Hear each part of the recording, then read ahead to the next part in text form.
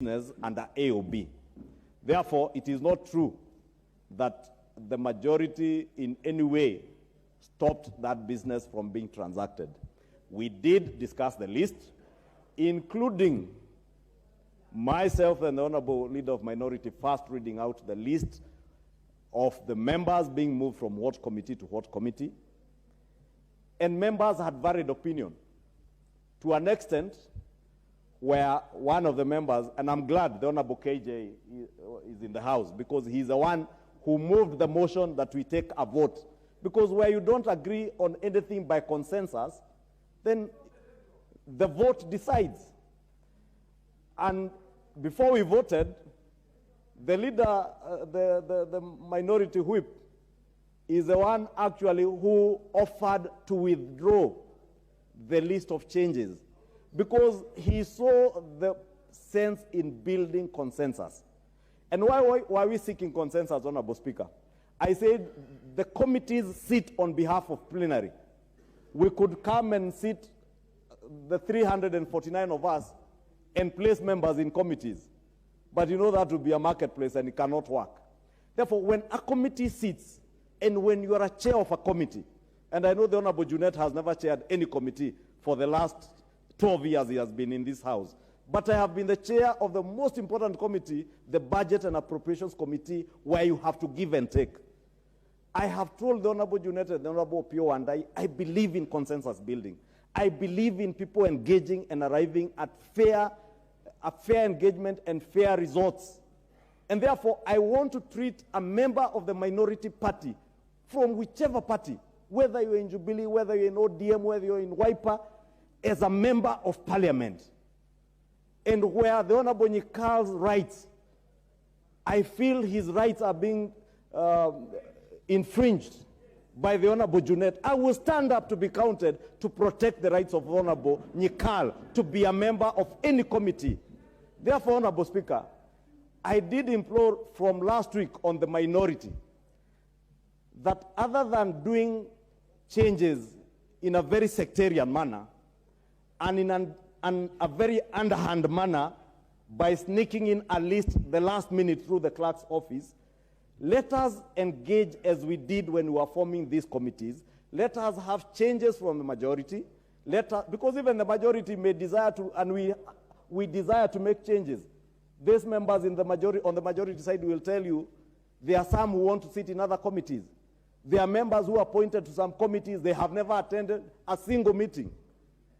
And I did commit as a chair of the selections committee that unlike in the two previous assemblies where I have sat, where the selections committee only sat once at the beginning of every session, we intend to have regular meetings of the selections committee to review the work of committees and the work members are engaging on in committees, so that we preempt the situation where members are placed into committees, they appear before a committee, sign, run to the next committee, sign, and probably run to a third committee and sit for 30 minutes. And you offer no meaningful engagement, and you don't give value to that committee. And therefore, Honorable Speaker, it is in that endeavor to ensure, one, there is fairness. Because I do not want to chair a committee where the Honorable Jerusha Momanyi feels that her rights were infringed on. She had no notice that she was being moved from one committee to the other. She has not been given an opportunity by the whip or the minority leader or the majority leader or the majority whip. Therefore, it's only in the pursuit of fairness, and maybe it could be my weakness to try to be fair to everybody, but not to control in any way the minority side. And I want to be on record. I have no business running the minority side. When you seek to be guided, please look for the people taking you to Jivanji, not Kimani Ichung'wah. I will guide you in the selections committee. Probably why the Honorable Junet is saying that nobody has been forced into their coalition. And indeed, you remember even last year, before elections, we were inviting people to the coalition of the willing, the Kenya Kwanza coalition. There is no secret that the Azimio coalition party was not a coalition of the willing. It was a coalition of coercion and intimidation by the handshake brothers. We are not in the last regime, Honorable Junet, where anybody within the majority will seek to run the minority side. I want to ask you, the Honorable Junet, the minority leadership, take charge of the political parties under your coalition. I have no business managing the political parties on your coalition. But those on the Kenya Kwanza coalition can rest assured they will enjoy fairness, they will have equal opportunity to enjoy their rights and privileges as members of parliament. And there will be no animal that will be more equal than the other, as the case is in Azimio, where the Honorable Junet sits and decides who will sit in a committee by himself without engaging and without consultation with members of his coalition. Therefore, it is actually in bad faith, Honorable Speaker, for the Honorable Junet to be raising this issue, knowing we had engaged with him one-on-one. Madam Speaker, Madam Speaker. Honourable members, I'll give two opportunities. One, on my left, to the Honourable Junet, because he has been mentioned, and on this side, I'll give the Honourable John Waweru. Madam Speaker, Madam Speaker, Madam Speaker, I want to tell the majority leader. Order, honourable members. I would like the Honourable Junet to be heard in silence, honourable members. Madam Speaker, I want to tell the majority leader and to remind him that this House has majority and minority. The majority leader behaves as though we are under the KANU days, when we were being led by the majority leader only in this House. Shame on him, Madam Speaker. Madam Speaker, what is this fairness? What is this fairness he's talking about when his own members are suffering in his own coalition and is unable to deal with them? Madam Speaker, what is this fairness he's talking about? His own members have no CDF, he's in government. His own members have no bursary, he's in government. His own members have nothing to tell their constituencies, he's in government. Madam Speaker, if democracy is supposed to be allowed to mature in this country, what the majority leader has just said here should not be on record of this parliament, Madam Speaker. Madam Speaker, how can he say he's the one who can be fair to Jerusha Momanyi? When has her coalition been unfair to her? When? Madam Speaker, when? Madam Speaker. And Madam Speaker, people like now, what is her name? Mheshimiwa Korere is saying, will tell you, if she wants to join another coalition, nobody's holding her back. She can go tomorrow morning. But if you are in our coalition, you must adhere to the rules and regulations of this coalition, Madam Speaker. And this parliament is going to generate to chaos now, the way I'm seeing. Madam Speaker, we will not allow. You have made your point, Honourable Junet. And because the Honourable Kerry has been mentioned, and you also mentioned the Honourable Sarah Korere, I feel that it is fair. I will give a chance. Order. Order, honourable members. I will give a chance to the Honourable John Waweru. Please proceed, Honourable John Kerry. Madam Speaker, I do believe that in this House we are able to debate and debate. Madam Speaker, I believe that in this House we are able to debate and debate rationally, Madam Speaker. And as you rightly said, Madam Speaker, I was in that meeting. And I want to tell this House authoritatively, Madam Speaker, that what has been presented by the majority leader is properly before this House. The committee applied itself, and in the best way that they could, because what is being debated here by the leader, the majority whip, actually appeared before the committee, and procedurally, Madam Speaker, we had to pause the meeting to actually accommodate the list that they wanted to bring to the committee, Madam Speaker. In fact, to resolve the impasse, I had to call, to implore the chairman to actually call the committee, the matter to a vote. But more importantly, Madam Speaker, I want to associate myself with the words of the majority leader, that the majority side has no business managing the minority side. In fact, what is happening, Madam Speaker, is natural.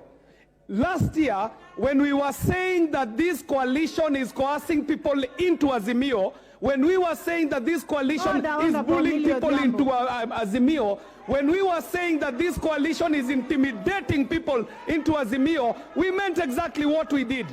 And no amount of shouting from Honorable Millie will stop me from saying that there shall be a stampede out of Azimio, because it is not a coalition of the willing.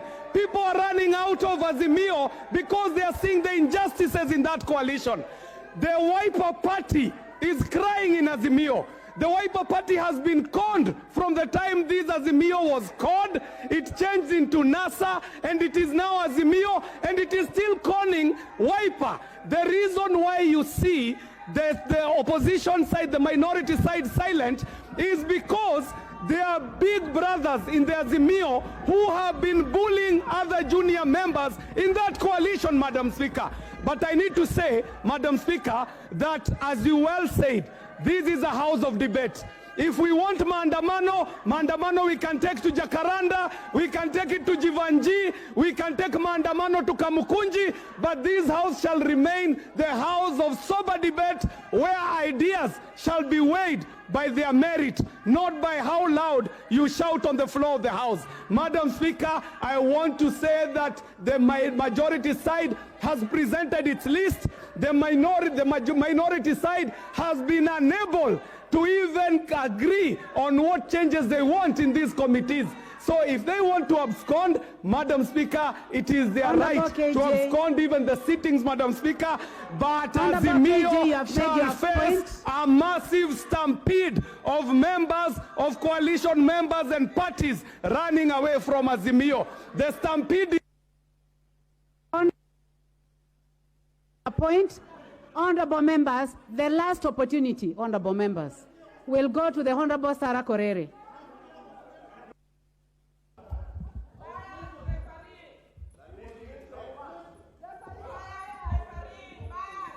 Speaker, naomba nikushukuru. Na Mheshimiwa Speaker, wahenga wanasema mficha uchi hazai. Na Mheshimiwa Speaker, kinara wa walio wachache alipozungumza hapa alisema kwa kimombo kwamba wanataka kuchukua hatua za kinidhamu. Mheshimiwa Speaker, utasikiza na amesema. Na Mheshimiwa Speaker, mimi nataka kusema wakati Mheshimiwa Junet anasema kwamba wale wanataka kwenda kuchukua nafasi zao Kenya Kwanza waende, nataka nimpashe hatuendi. Na kama wako na njia ya kutupeleka, watafute tingatinga watupeleke. Tutakaa kwenye hii mrengo. Manake Mheshimiwa Speaker, ni aibu kwamba ndugu zetu ambaye ni kinara wa wachache hawana ile uvumilivu wa kusikiza mawaidha ambaye inatofautiana na yao. Na Mheshimiwa Speaker, kwa Kiingereza wanaita intolerance. Na Mheshimiwa Speaker, kila mmoja aliye katika nyumba hii alichaguliwa, alitumia mali zake, alitumia akili, alitumia wakati kutafuta kura, kujitafutia na kutafutia ule mrengo. Kwa hivyo Mheshimiwa Speaker, tunapofika hapa alafu watu wanaanza kuhujumu wengine, ati sasa watu wakienda kukutana na rais wa Kenya, na Kenya kuna rais mmoja, hakuna wa pili, ati unaomba ruhusa. Hiyo ni mamlaka ya imla, mbaya zaidi ya ile imla tulijua katika nchi. Mheshimiwa Speaker, na Mheshimiwa Speaker, hatuwezi omba ruhusa. Let the Honorable Sarah Korere be heard in silence, just the way the other honorable members have been heard. You have the floor, Honorable Sarah Korere. Na Mheshimiwa Speaker, navyoelewa mimi ni kwamba kila mheshimiwa katika nyumba hii ako na wajibu wa kuhakikisha kwamba serikali imewajibika, awe wa upande ile ama wa upande hii. Kwa hivyo mimi nashindwa kizaazaa ambaye ndugu wetu kiongozi ama kinara walio wachache anataka kulete kisiri ni cha nini haswa. na iwapo iko basi wasifanye kisiri, walete kinagaubaga, manake chama ambaye mimi nasimamia, na unajua Waswahili wanasema paka akiondoka panya utawala. Mheshimiwa Uhuru Kenyatta alipoondoka Jubilee, kwa sasa hivi mimi ndio party leader nashikilia. Na kama wana ODM wanataka kuzungumza, wazungumze na mimi. Kwa hiyo Mheshimiwa Spika, naomba kinara wa wengi alinde uhuru wa bunge hii na alinde haki ya wabunge hapa, na washirikiane na ndugu wetu hapa na waashe maneno ya jivanji. Wako katika nyumba hii, waseme ile wanataka. Honorable members, first of all, the matter that we are discussing has already been, a decision has already been made. And I would like to address the Honorable Junet. You have been a leader in this house. This is your third term in the house. Clearly, order, Honorable Nyikal. Order, Honorable Nyikal. Order, Honorable Nyikal.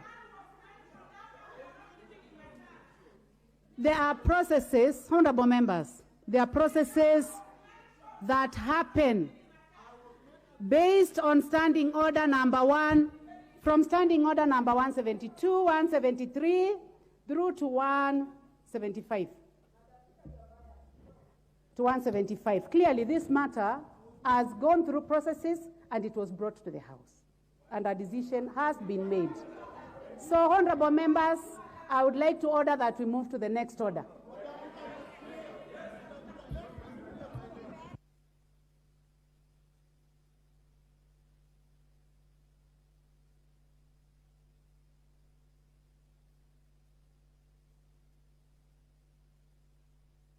Next order. Next order. Order number 13, motion. General debate on the proposal to Parliament to consider amending the Constitution and the standing orders. Resumption of debate.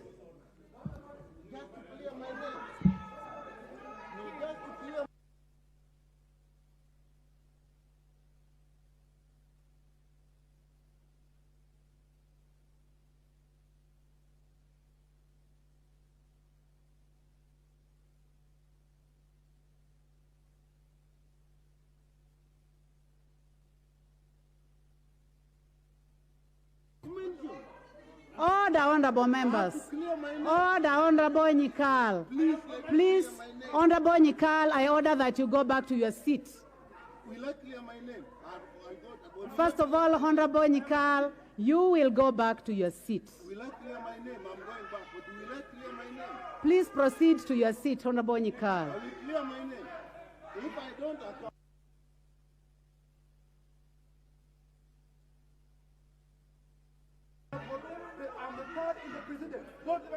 Honorable members, the next order is a resumption of debate.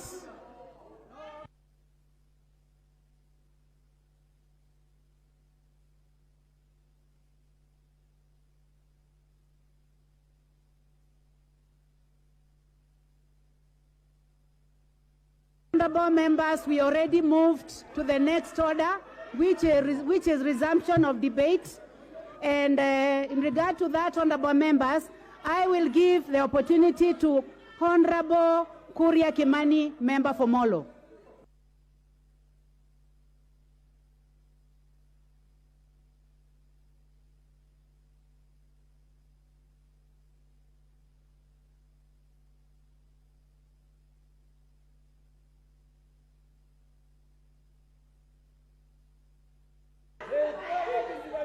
Thank you, Honorable I gave Speaker. an opportunity to the member for Molo, the Honorable Kuria Kimani.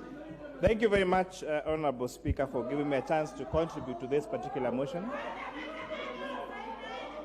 The issue before us, Madam Speaker, of the amendment of this Constitution is a discussion that has been ongoing for a long time, Madam Speaker.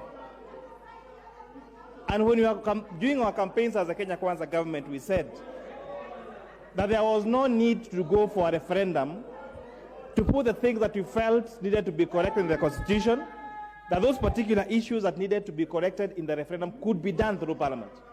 And therefore, Madam Speaker, I'm very happy that this matter is now appearing before us.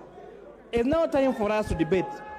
Even, Madam Speaker, on the issue that had been said earlier and the confusion that was here earlier on the leader of majority and leader of minority, Madam Speaker, and some of the issues that we're saying. Let us set up the office of leader of opposition in the Constitution. So that, Madam Speaker, as I have said this here before, when the minister... Honorable members, the honorable member for Molo shall be heard in silence, and the matter that you are bringing up had already been concluded. Thank you.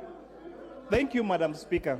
And I really want to implore on our minority side that as you ruled, this is a house of order and you're on the next order. Madam Speaker, I look forward to that time when we are talking about the budget, when you're reading the budget for 2023-2024, Madam Speaker. Honorable members, order. Order, honorable members. Order, honorable Buyu. Honorable Junet, take your seat. Please take your seat, Honorable Junet. Honorable Minority Leader, please take your seat.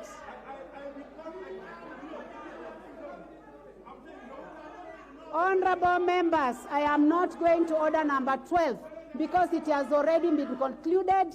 We are in order number 13, and I gave the opportunity to the member for Molo. Honorable member for Molo, please proceed with debate.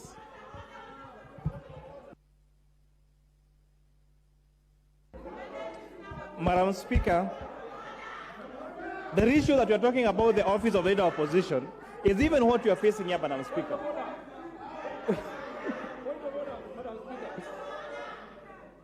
Point of order, Madam Speaker, on quorum. Point of order. Point of order, Madam Speaker. Give me the mic. Give me the mic.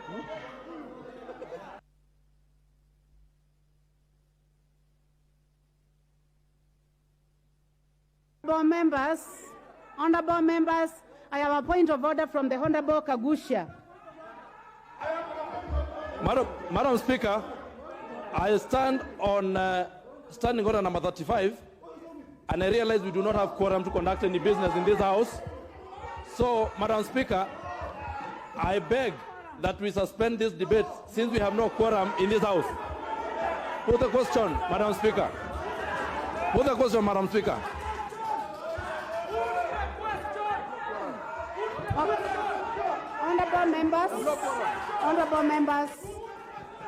Honorable members, clearly we have no quorum, and I order that the bell be rung for 10 minutes, honorable members.